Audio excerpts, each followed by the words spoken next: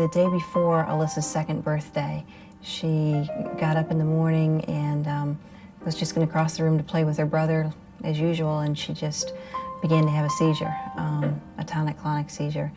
And she was with her grandmother. Anthony and I were both at work, and Anthony's mother watches the kids, so it was a pretty scary experience. So Daniel called his dad at work and said that the message that Anthony got was that Alyssa was stiff and she wasn't moving. And so it was a really, really scary message. And then I got a call from his secretary saying, there's an emergency at home, you need to go home. And so, you know, by that time when we got there, the ambulance was taking her to the emergency room, and everything just escalated from there. It was just one seizure after another until she was up to averaging somewhere around 80 seizures a day. When we first got the call about what happened to Alyssa, obviously we didn't know what was going on with her, but it took several hours before anybody at the hospital would even recognize or tell us what was going on with Alyssa. They thought that she was just kind of crying because she wasn't feeling well, but not because of her seizures. They kept ignoring the fact that she was having seizures or didn't recognize it. It was probably the next day when they finally started telling us that she really was having seizures, and just called it a seizure disorder at that point. Well, why don't we come on back here to the examination room? When I first met Alyssa, I felt that at the first visit that she did have the Lennox-Gastaut syndrome. Actually, the mother asked me point blank, does my child have Lennox-Gastaut syndrome? And I said she has the variety of seizure types, she has the EEG pattern, she has the developmental delay, and yes, she has Lennox-Gastaut syndrome. At which point that allowed me to realize that Alyssa was blessed with two very special parents. The Lennox-Gastaut syndrome is a devastating pediatric epilepsy syndrome consisting of a number of different seizure types. The most debilitating of these seizure types can be summarized as drop attacks. By classification, you would say they are either atonic spells, which is loss of tone, or tonic spells, which is stiffening, followed by falling. It just gradually evolved. It started out with mainly just the tonic-clonics, and then it became what they call atonic seizures, where she just lose total muscle control of everything. So if she were sitting in her high chair eating a bowl of cereal, she'd have an atonic seizure and she would just collapse face first right into her bowl of cereal. We videotaped her one night just to see what was going on at night when she was sleeping. We'd hear things over her monitor, and by the time we got into her room it would be over, but we saw things where her arms and legs would just stiffen and just stick straight up in the air, and she'd just be stuck like that for a while. I was working at the time, obviously, when she first started to have the seizures, so I left my job, and Anthony's parents lived right across the street from us, so that was really our biggest saving grace, so to speak, because his mother came and helped. I mean, she prepared meals for us.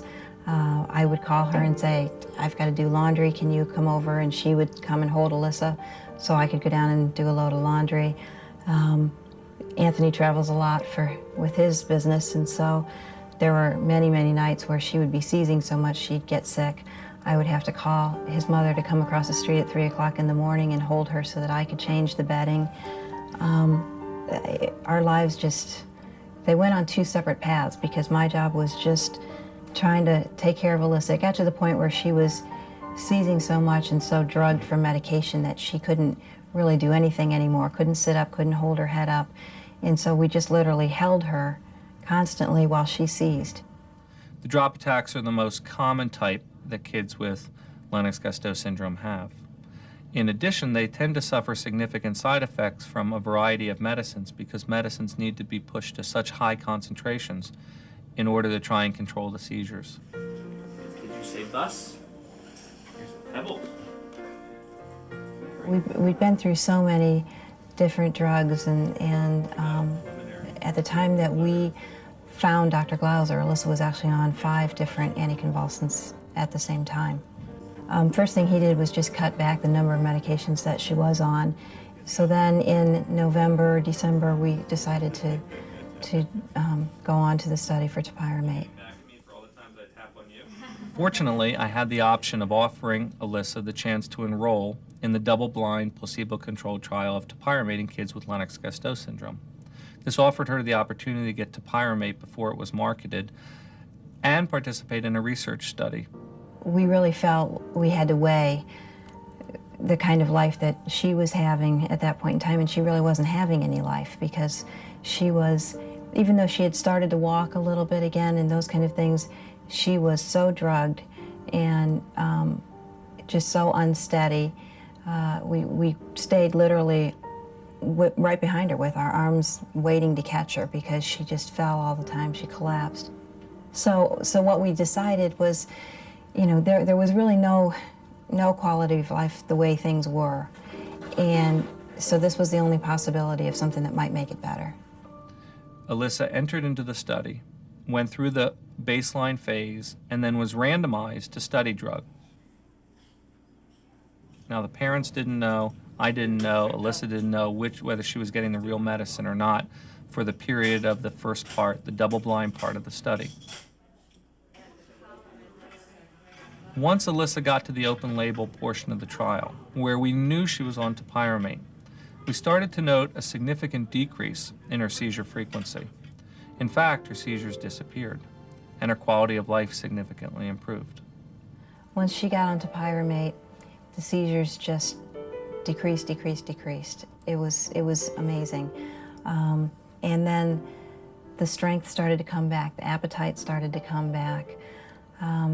Just bits and pieces. I mean, it wasn't, developmentally it wasn't extremely fast, and it still isn't, but there's just milestones all the time now that we didn't know if any of it would ever come back. Here's that big pig again. Somehow this We're able to allow her to be more of a kid, and she can walk around. We're not constantly worrying about catching her. We've been able to start concentrating a little bit more on Daniel, too. Daniel's had a chance now over the last couple of years to start playing some sports, and Daddy gets to go help coach him, and Mom isn't totally strapped down with having to worry about what she's going to do with Alyssa if something happens to her and then herself. Alyssa is still on the same medicine that she was on when we started the trial, in addition to topiramate. We've not tried to wean off the second medicine. We are enjoying this quality time where Alyssa has been able to be seizure-free and have a wonderful quality of life. We don't want to do anything at this point to disrupt that. Now, Alyssa still has some problems, and her parents are well aware of it and do a wonderful job with her. But now Alyssa is getting the opportunity to reach her maximum potential, to enjoy life, to look at books, to play with toys, to play with her brother, instead of having seizures all the time. We know we're going in the right direction. You still have it in your back of your mind, what if? Will it stay? Will things continue to go as well as they're going? So that's in the back of your mind always, but we don't really know what the future will be, but we see progress all the time, so that's what we just keep hoping for. It's only been since she's been on the topiramate that Alyssa started to smile again. And that's, the first day that happened, that was really great.